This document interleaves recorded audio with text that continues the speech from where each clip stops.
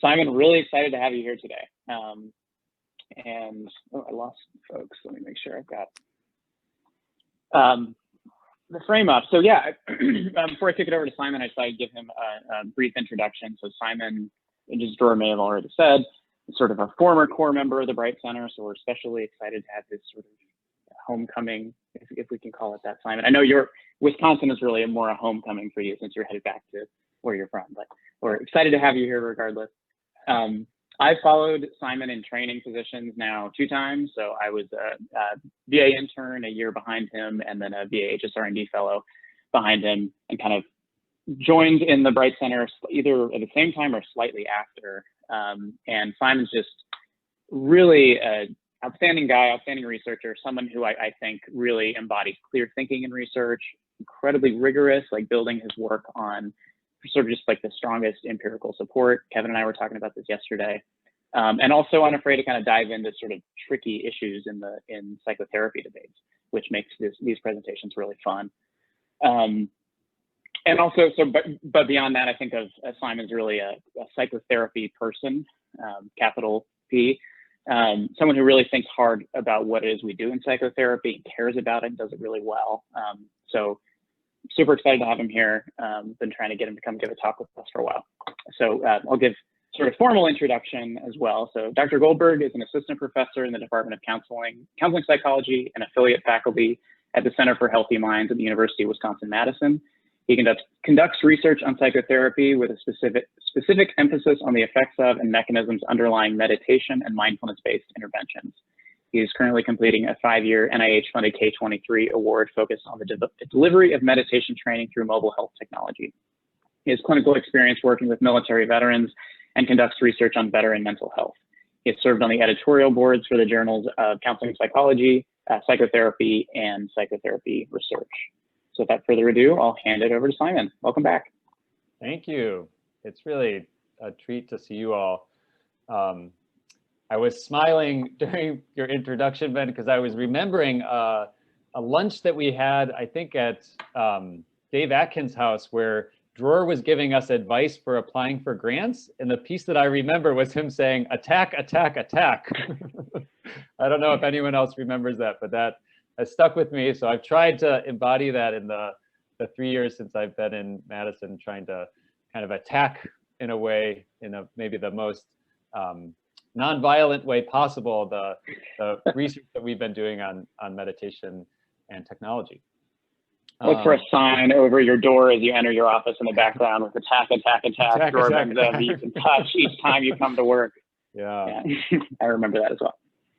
But that has been helpful, having since had grants, not reviewed, and just keeping in mind the importance of persistence in the work that we do. I know all of you know that. Yeah. And I was saying before, I would love if, I will definitely leave time at the end for questions, but also please feel free to interrupt with questions along the way.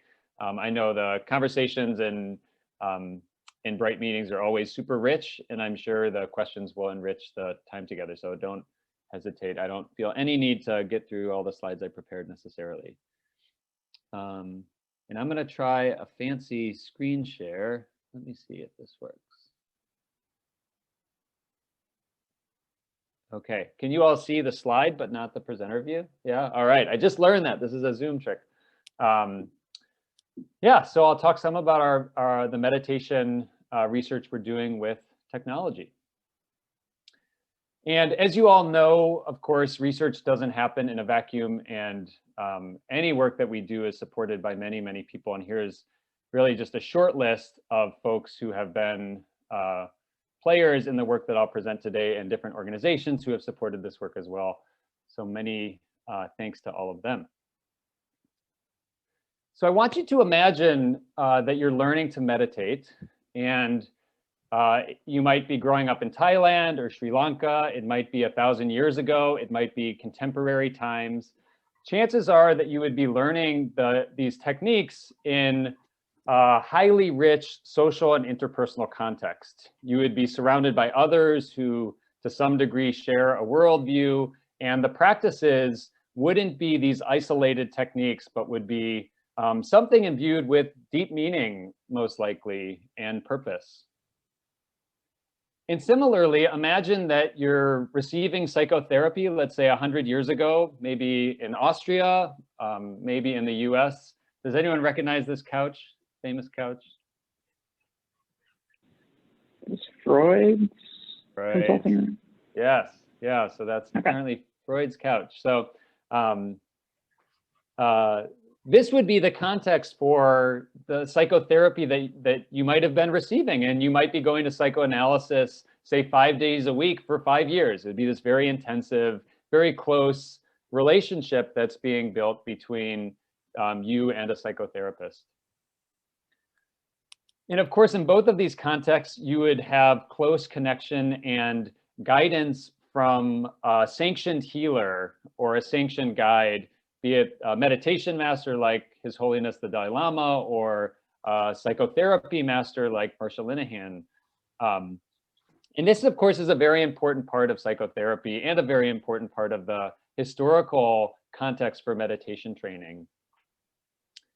And of course, this is an open question in the world of mobile health. And really the broad question that I think about a lot is, can technology expand access to these forms of healing that have been historically interpersonal, that have had relationships at the center of them? Can we expand access by creating versions or augmenting interpersonal forms of healing with technology?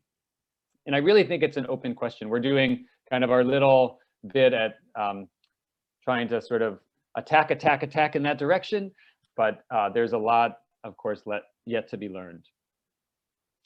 So here's what I had in mind in terms of data to share. I'll present some data from 2 different RCTs that we've conducted here at the Center for Healthy Minds and the other UW. We'll take a few detours, talking some about missing data, which of course, I'm sure all of you know is more the rule than the exception in the world of mobile research and fully remote studies in particular. Talk a little bit about mechanism and focus in on a mechanism that's highly emphasized in the world of in-person psychotherapy, but is just beginning to be studied in the world of mobile technology, and that's the therapeutic alliance. So we'll have another little detour there. And then at the end, do some zooming out to look at how these findings fit into the broader meta-analytic literature focused on mobile phone-based interventions in particular. So the Healthy Minds program app is the app that we've mostly been studying. It is based on a 4-pillar model of well-being that was developed by Cortland Dahl and Richie Davidson and Christy Wilson Mendenhall. They think of well-being as made up of these 4 components and highlight that each of these components is a constituent of well-being that can be trained with practices. And they often point to contemplative practices, although there are certainly many different ways that we can build these components. So awareness would be our ability to regulate our attention, our ability to notice what's happening in our own minds, kind of meta-awareness. And this would be a capacity that can be trained, for example, with mindfulness practices, where we're reorienting the attention to the present moment experience. The second pillar is connection, interpersonal relationships. Of course, we know this is hugely important for mental health and physical health. These are healthy connections with ourselves and others. And this would be a pillar that might be cultivated through loving kindness or compassion practices that really focus on an interpersonal relationship of some kind. The third pillar is insight, and this is an ability to hold one's self-identity in a fluid and flexible way and recognize the impermanent and, to use a Buddhist term, insubstantial nature of the self. And this might be something that's cultivated through inquiry practices, specifically looking at the self-identity or the things that we take to be the self. It also could be cultivated through doing an ABC sheet in the context of cognitive behavioral therapy, where one is starting to recognize links between thoughts, emotions, and behaviors, and breaking down some of the sense of there being a fixed identity and seeing more fluid interrelating between these different components of experience. And then lastly, there's the purpose pillar, which focuses on meaning and purpose in life. Again, a component of well-being that we have a lot of data from social psychology and health psychology emphasizing the importance for physical health and longevity. And this would be a pillar of well-being that can be cultivated through clarifying one's motivations for certain actions. It could be cultivated through acceptance and commitment therapy, for example, where someone is intentionally, sorry, someone was visiting me. This is the home office. Danger.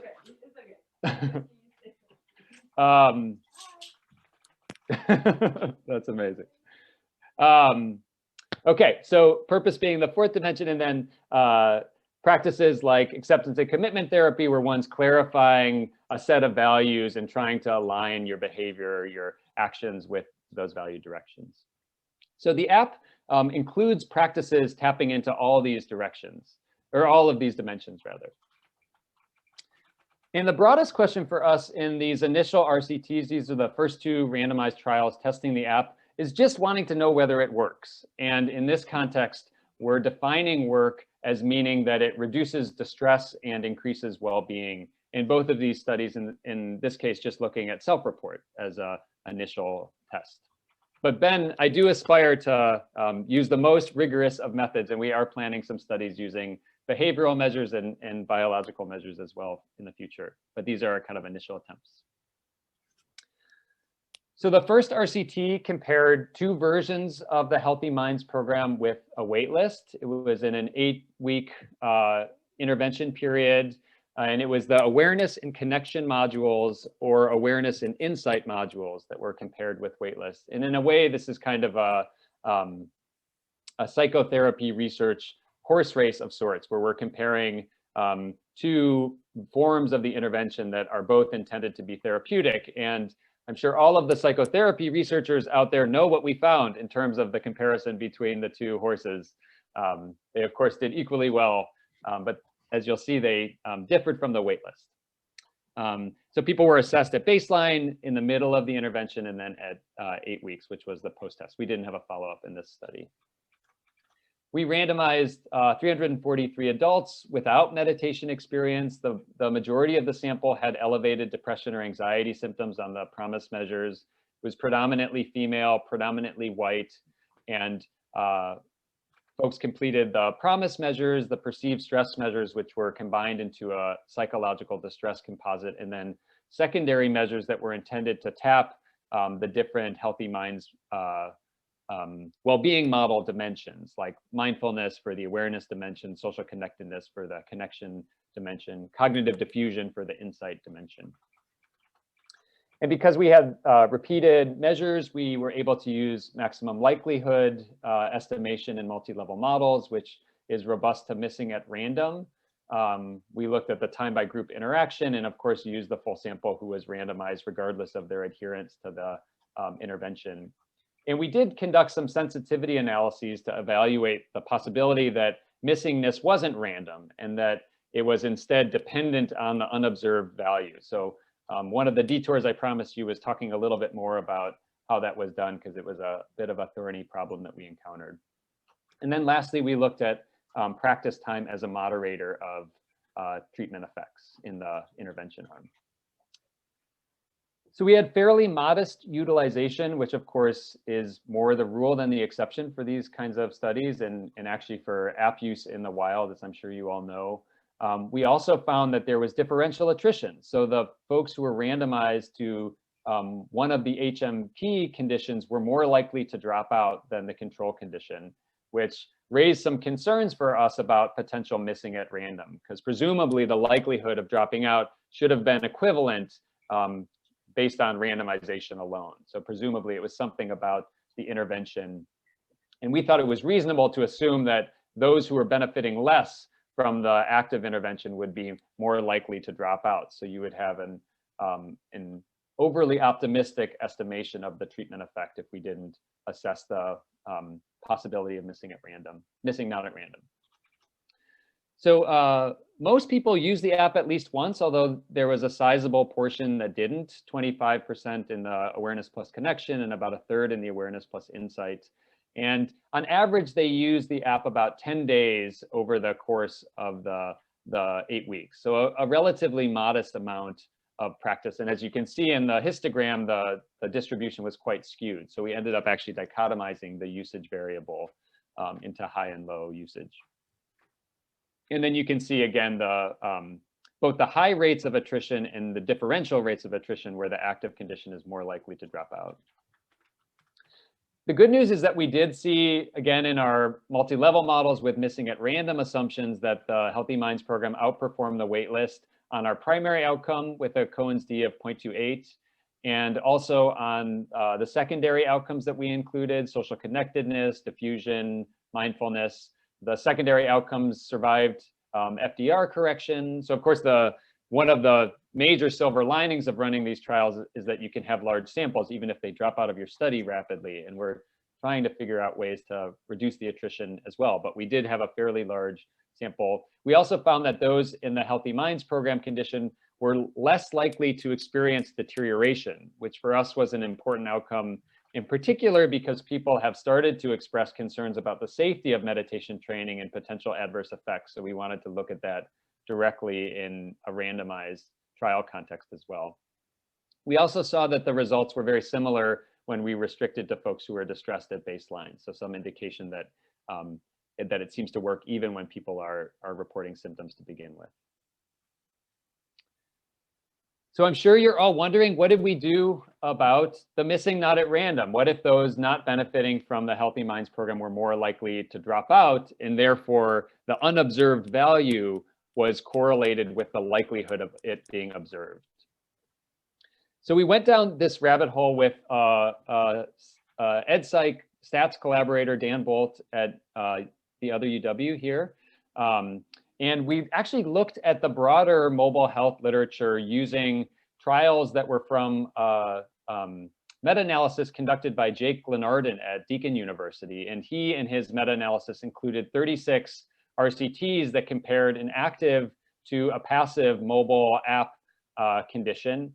And in this broader literature, we also see evidence, which Jake also reported, of higher dropout in the active condition. So this pattern that we saw in our study is actually one that appears in the broader literature. It's more likely to appear in larger studies, which of course, given that we weight larger studies more heavily in meta-analysis, if there is a bias introduced by the missing not at random, presumably this is something that might be biasing the literature, and biasing the literature more so because the larger studies are the ones showing this this differential attrition.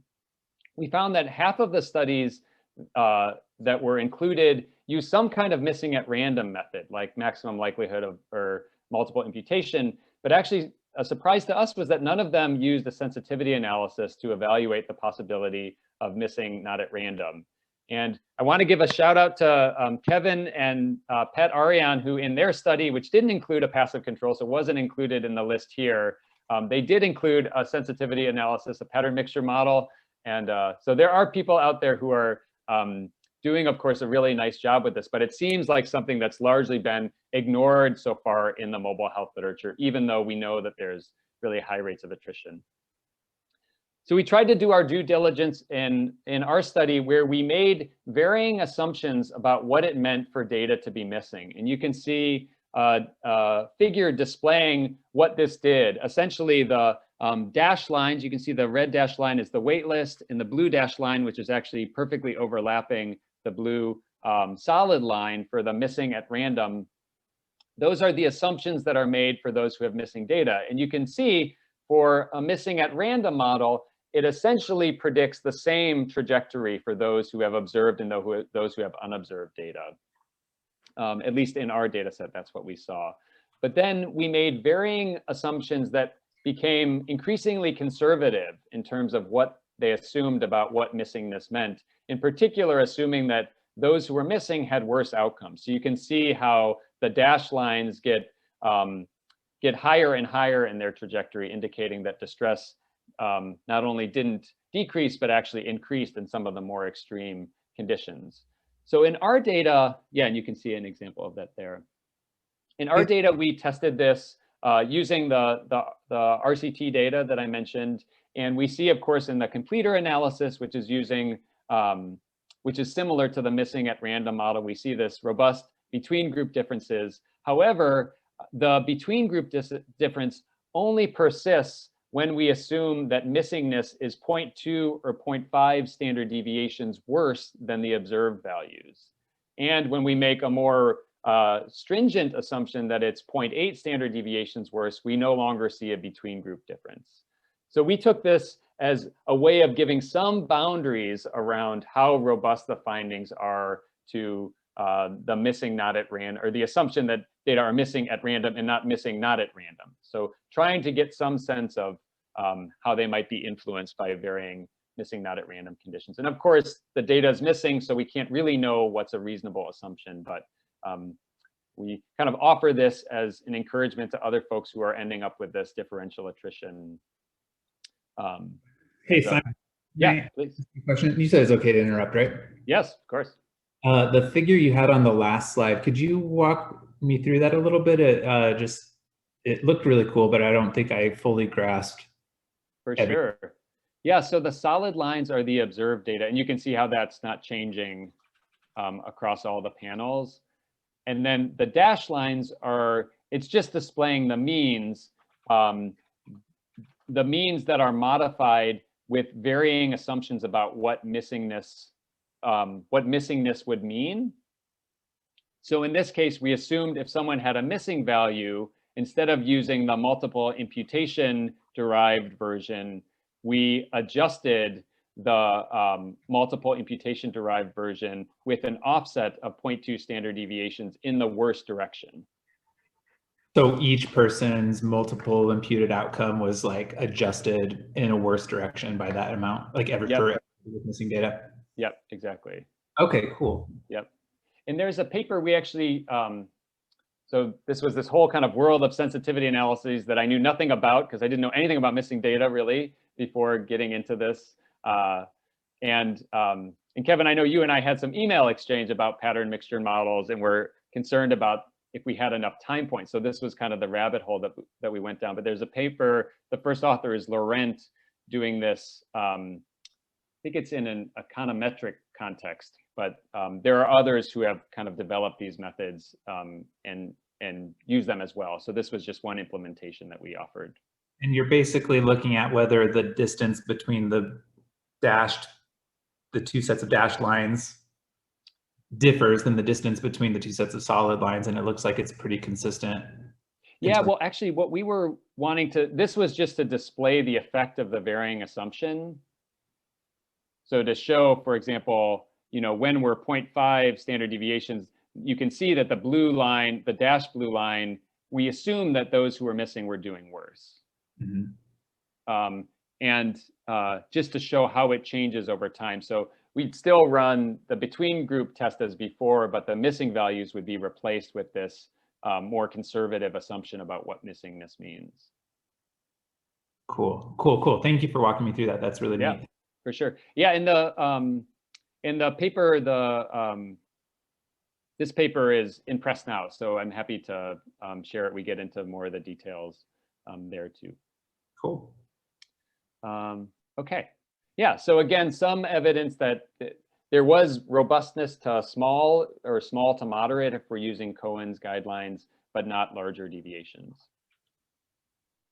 And we did see some modest evidence of a dose response where those who use the apps benefited more. So these are figures showing the mean values, but we did test linear time by group or not time by group, but usage by time interactions for those in the HMP condition, and found that those who had above the median usage were showing the larger improvements over time, continued decreases in distress, larger increases in diffusion, larger increases in insight measure, and larger increases in a mindfulness measure as well. So to summarize, in this first RCT, it was really our initial attempt at seeing if the HMP worked, and it did seem to reduce distress versus a waitlist control with results very similar in a distress sample. We saw some modest evidence of a dosage effect where people who use the app more benefited more. Of course, they weren't randomized to use the app more, so we can't make a causal claim. And then evidence for differential attrition and some sensitivity to the results once they were 0.80 or worse, where the effect no longer persists if missingness is that much different. And then again, the shout out to Kevin and Pat's work looking at other ways of addressing this. So in the second trial, we had some kind of follow-up questions. We wanted to know whether a shorter version of HMP would be more acceptable, whether the effects would persist at follow-up, whether HMP would be helpful in particular in the context of a pandemic and to support educators. And we know that those working in education, I know some of you are parents and have children who might have been experiencing the school system from the student side and know it's been a really hard time in education. We also wanted to start looking at mechanisms that might underlie the effects of the intervention. So we did another RCT. In this case, we just tested 4 weeks of the HMP app. And instead of giving people only 2 of the modules, we gave them all 4 of the modules. So they got just 1 week. And my sense, we don't have good data on this explicitly, but my sense is that allowing people to kind of cycle through the different practices a little more rapidly might have increased engagement and made the practices a little bit more interesting for folks. So it was a 4-week intervention, and we did have a 3-month follow-up in this study. And another feature that we added in an attempt to increase retention in the study was allowing people an opportunity to drop out before they were randomized. And I know this is a little bit of a controversial design feature because of course you might end up with a sample that's not representative if you've selected for people who can persist. But to us, it seemed like the benefits outweighed the costs of generalizability to have people in the study where at least we're not having half of them drop out by post-test. So we randomized 662 Wisconsin school district employees. Again, we ended up with a sample. We didn't select for elevated symptoms, but ended up with a sample that was predominantly elevated symptoms. Similar to the educator population in Wisconsin, it was predominantly female and predominantly white. Although recruiting more diverse samples is high on our list of future directions in the upcoming HMP studies. Had the same distress outcomes and very similar secondary outcomes that were intended to tap those 4 dimensions. Used similar models. One difference, as you'll see in the next slide, or in a couple slides from now, is that we saw a very clear trajectory during the intervention that differed from the follow-up period. So we ended up using piecewise regression models, which fit best, as you'll see. Tested mediation with our various ACIP domain measures and looked at associations between alliance and outcomes using random intercept cross-lag panel models, which is a method I'm just getting familiar with that we played with in the study. So we did a little better on utilization in the second study. I suppose what you would hope with the run-in period that we added. We did some other things like give folks a video at the beginning of the study where we told them how helpful it was for them to stay in the study and encourage them to not participate in the study and just use the app, which is freely available if they just wanted to use the app. So we tried to kind of get their buy-in right at the beginning. And most people did use the app at least once. You can see that the distribution was still quite skewed where the drop-off is fairly rapid, although it was much better distributed on the higher end. So we did have a number of, a large portion of the sample who continued using the app for several days at least. The average days of practice was very similar, although bear in mind, again, this was over half the time period. So people were kind of practicing more per day of intervention. We had much higher retention rates, 91% of the waitlist completed follow-up and 82% of the app condition. Although again, we're seeing the same differential attrition despite our best efforts. So we still did evaluate the potential missing not at random assumption here too. So here you can see why we did the piecewise regression. This is our 6 time points here on the x-axis and then psychological distress here on the y-axis. And we saw a fairly robust and to some degree sustained deterioration in psychological distress for those in the HMP condition relative to the waitlist. The effect size was 0.52 at post-test and 0.33 at waitlist. So some converging over time. But we were actually quite pleased to see that, this relatively modest intervention was associated with sustained reductions even 3 months later. And the effects on the distress measure were robust to assuming that missingness was 10 to 20% worse. So we used a slightly different missing at random or missing not at random sensitivity analysis in this paper, but did find that the effects persisted.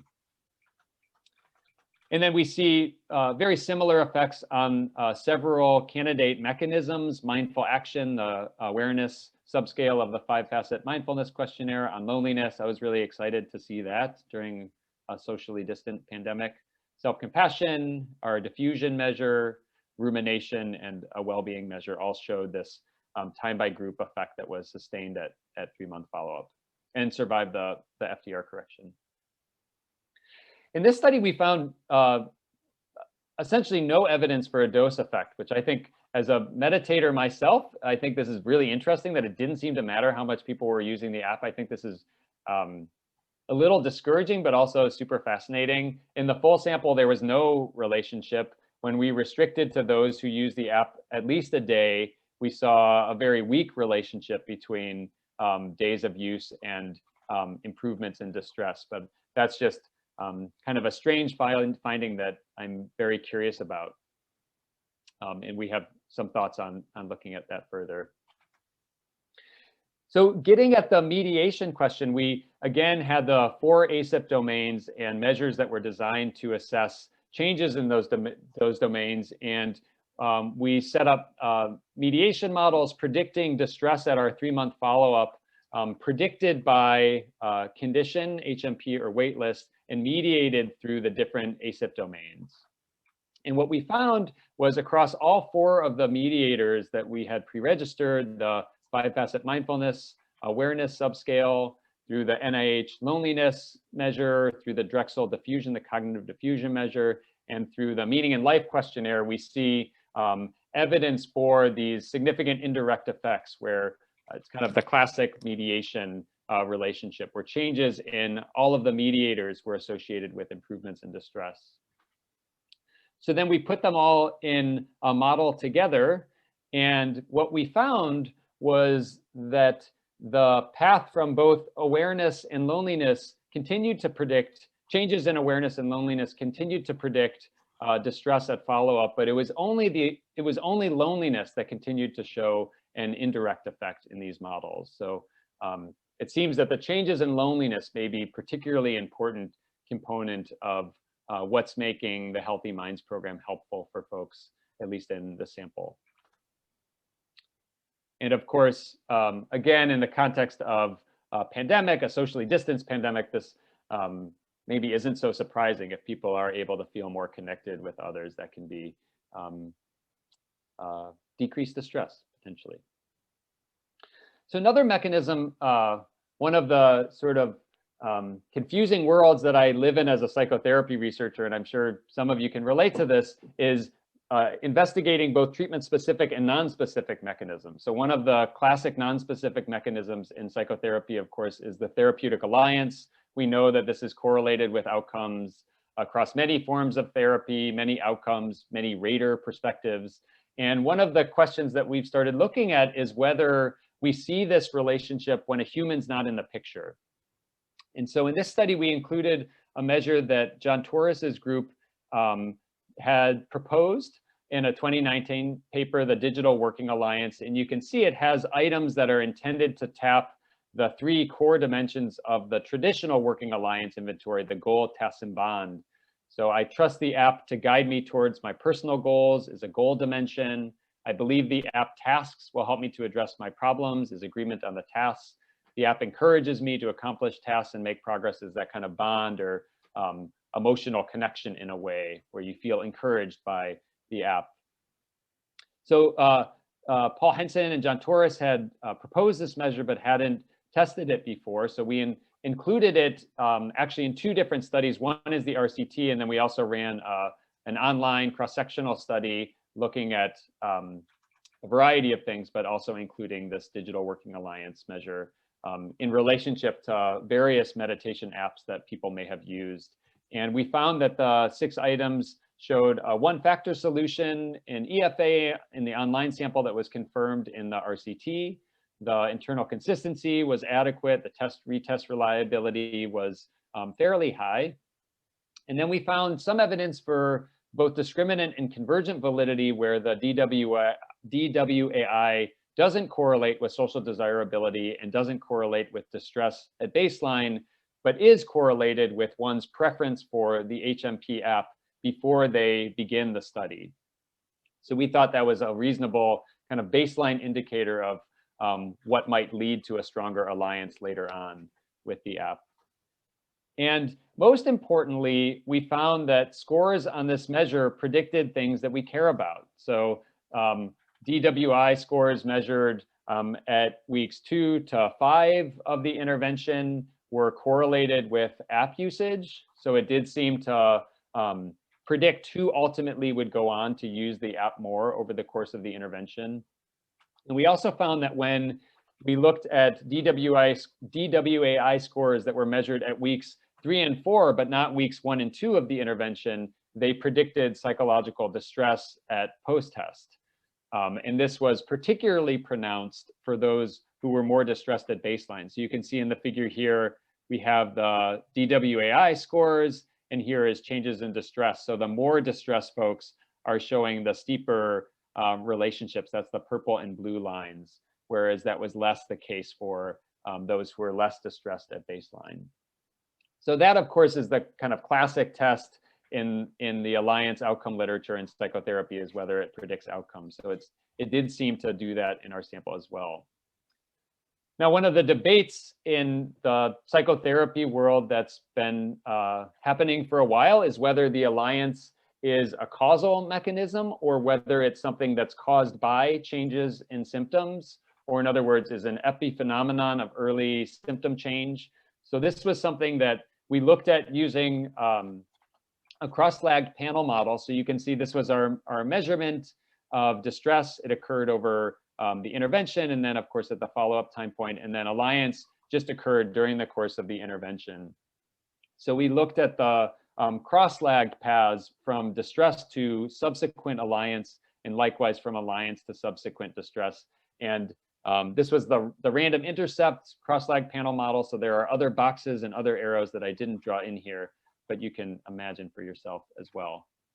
And what we found, actually quite consistent with the psychotherapy literature that suggests that we see both evidence for both directions, is that those who had higher distress at time 2 showed lower alliance scores at time 3, and similarly from time 3 to time 4. But we see the opposite happening for alliance, where those who have higher alliance at T2 show improvements in distress at T3. And that path also emerged as significant from T4 to T5. So some evidence that to the extent that these models can be used to infer causality, which of course is debated, we are seeing at least some temporal evidence that changes in alliance or changes in distress seem to precede changes in the other dimension. So we thought that was kind of neat. And just as a sidebar, I'm super intrigued by the construct of alliance in the context of mobile health. And it feels like one of the places where we can potentially experimentally manipulate alliance and actually get a sense of the degree to which alliance is a causal factor or not in ways that we couldn't ethically do in psychotherapy. So last bit here is I want to share a few slides. This is a kind of an even more specific mechanism. We looked at how people experienced the meditation practice that they were doing. So we asked them after they completed a practice what their mood was during the practice, positive and negative affect, and how highly they would rate the quality of their meditation during a particular practice. And that practice quality construct is one that we've looked at in in-person designs, but hadn't investigated in a fully remote mobile intervention. So the first question was, do we see changes in mood and practice quality over time?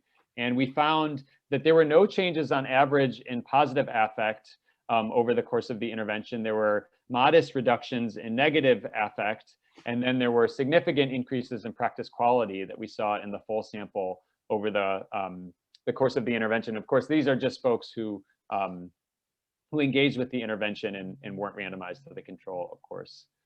So then the second question here was whether these changes were associated with people's ultimate outcomes, so predicting outcomes at post, and in particular, focusing on outcomes at the long-term follow-up. And what we found is that participants who showed larger reductions in positive affect after meditation practice in these, so the reductions being their trajectories over time, as they practiced over the course of the intervention, they tended to feel less good when they were done meditating. These were the folks who ultimately benefited less from the intervention. And actually, for those who benefited more, we didn't see any significant change in their positive affect over the course of the intervention. So experiencing less positive affect seems to be a risk factor in a way for benefiting less ultimately. For negative affect, we actually didn't see an effect at predicting the follow-up outcomes, although we did see an interaction predicting the post-test outcomes, where those who benefited more were showing larger decreases in negative affect over the course of the intervention during their meditation practice, if that makes sense. And then those who benefited less didn't show any change in their negative affect. It stayed pretty stable over the course of the intervention. And then lastly, we saw, as we would expect, that those who were reporting that their quality was increasing were the ones who ultimately benefited more from the intervention at post-treatment and at long-term follow-up. So this practice quality construct, which actually we've replicated now in 3 different studies, seems to be one, whatever it's measuring, it seems to measure something that ultimately predicts outcomes.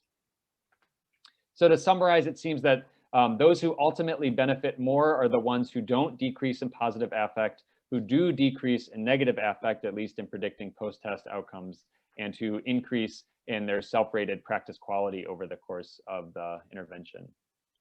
So for me, part of what's inspiring about the mobile health context is the possibility that we could build adaptive and responsive technologies that use this kind of information, both alliance and post-practice ratings, to give participants feedback or additional support based on what they're reporting, who track apps that track which practices are most helpful and might suggest practices that could augment, for example, positive affect or decrease negative affect if that seems important for outcomes, and ultimately delivers customized, responsive versions of these interventions using technologies like machine learning, of course, that are able to predict how someone might ultimately fare from some data at baseline.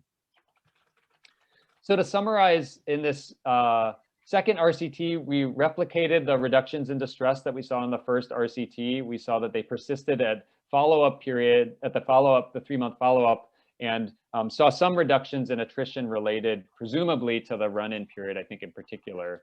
We see some initial evidence that the measures of the 4 ACIP domains mediate changes in effect, or changes in distress rather. And we see very little evidence that practicing more is important, which again, I think is really interesting. Some evidence that alliance does predict outcomes, and that the subjective experience of the meditation practice itself also seems to be associated with people's ultimate outcomes. So I wanted to bring us home, and I think I'm doing a good job, and there will be time for questions, which is great. I wanted to just end contextualizing these findings in the broader meta-analytic literature looking at mobile phone-based interventions. So this is a systematic review of meta-analyses that we have completed recently. It's not a proper umbrella review in that we didn't go back and reanalyze all 145 of the randomized trials. I'm swearing to myself that I will never do another meta-analysis of 145 trials. So we are resisting the urge here, but we did look at the 14 meta-analyses, and we graded the evidence based on whether it was convincing, highly suggestive, suggestive, or weak. And those gradations are based on the sample size, the p-value for convincing, the heterogeneity statistic, and evidence for publication bias. And of course, these get less, the p-values get higher as you move from convincing to weak. So one of the things that we saw that, again, the psychotherapy researchers in the room won't be surprised is that it really matters what you're comparing your mobile phone intervention against. So we see a fair amount of heterogeneity, but we also see this monotonic movement as the control conditions get more rigorous. So inactive controls are this purplish figure here, and then non-specific, so that would be a waitlist. Non-specific would be waitlist or a placebo. Active would be a placebo or another intervention, and then specific would be another intervention. And then the adjunct category, there were just 2 effect sizes that were from that category, and that's comparing an intervention with or without a smartphone, or with or without a mobile app of some kind. And then you can see, this is the distribution of the effects that we found across these different meta-analyses. Each of these represents a unique effect size of some kind of slicing the 145 studies in one way or another. We actually didn't find any convincing evidence for any of these effect sizes, and that was primarily related to the fact that the meta-analyses themselves rarely tested publication bias in the sample of studies that the effect size represents. Although several of the effect sizes provided highly suggestive evidence, in particular for text message-based interventions for smoking cessation, and also smartphone interventions for depression, anxiety, and stress as well. Okay, so our study would be in this category. It would be comparing with an inactive control, and the effect sizes that we were seeing, that kind of 0.28 to 0.52 range, of course, is fairly in keeping with what we're seeing in the broader literature. So it's in a way kind of not surprising and consistent with what others have found. So to end, it seems that in a way, these technologies might be able to have some version of a meditation guide or a psychotherapist who lives in your pocket, who lives in your phone, that people can benefit from accessing techniques that are delivered through these technologies. There's surely wide variability in app quality and acceptability, which I think is part of why we see a fairly wide distribution, even at the meta-analytic level of effect sizes. And surely the efficacy of these kinds of interventions vary depending on the user, and perhaps even depending on the time for a particular user. As I alluded to before, there's limited evidence and limited work, including limited work by our group, looking at cultural fit or ways to adapt these kinds of interventions to understudied or underrepresented populations. And that, of course, is a huge future direction. Although it does seem that meditation apps in particular may be especially acceptable. So when you look at app use in the wild, the monthly users for the top 27 mental health apps, 96% of them are receiving mindfulness as a component of their intervention, and Calm and Headspace, 2 of the most popular meditation apps, account for 90% of the monthly active users. So it seems like delivering meditation through mobile health may be especially promising. Although one of the baffling pieces of this literature, of course, is that people stop using these interventions really quickly. So this is naturalistic data published in 2019 with mental health apps that had 10,000 or more downloads. And you can see that very rapid decrease. I know this isn't a surprise to the folks in this group, but I think this is one of the kind of mysteries of this area, is how to make sense of this if we think that these technologies should be helpful to people. Simon, can I ask you a quick question just about that? Yes, please. How does this match general app use? So things that are not mobile, that are not mHealth or mental health apps. That's a great question. Rather just downloads of apps of any kind in the marketplaces. Yeah, I don't know, Dror. I would ask you that question if I had it. Does anyone have? I think the answer that it's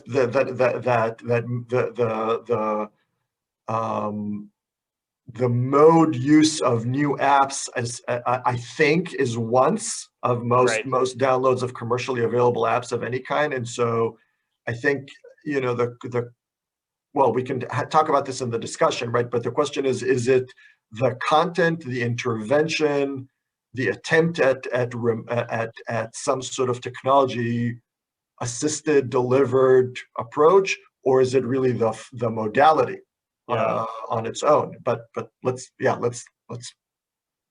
put a pin in that and maybe talk about it in a moment. Yeah, and of course it might not be a problem, because maybe it's fine for people to kind of, you know, kick the tires and download a bunch of apps and not use them again. And that could just be the way of this area. This is the last slide I had, and then would love to continue the discussion. My hope is that through taking a psychotherapy research perspective, that we can make sure to keep human beings in technology. And this view, of course, is inspired by folks like you, Kevin, who I know have taken user-centered design very seriously and really are thinking about that a lot when building tools and not just flooding the world with more robots. The hope is that these tools can build connection and that we can build into them the kind of responsiveness that we would hope to have from another human being. I do think the habit formation piece is an important question.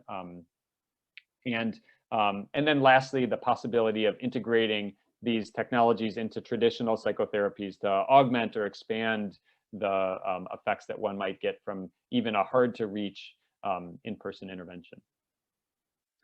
So that's all I had.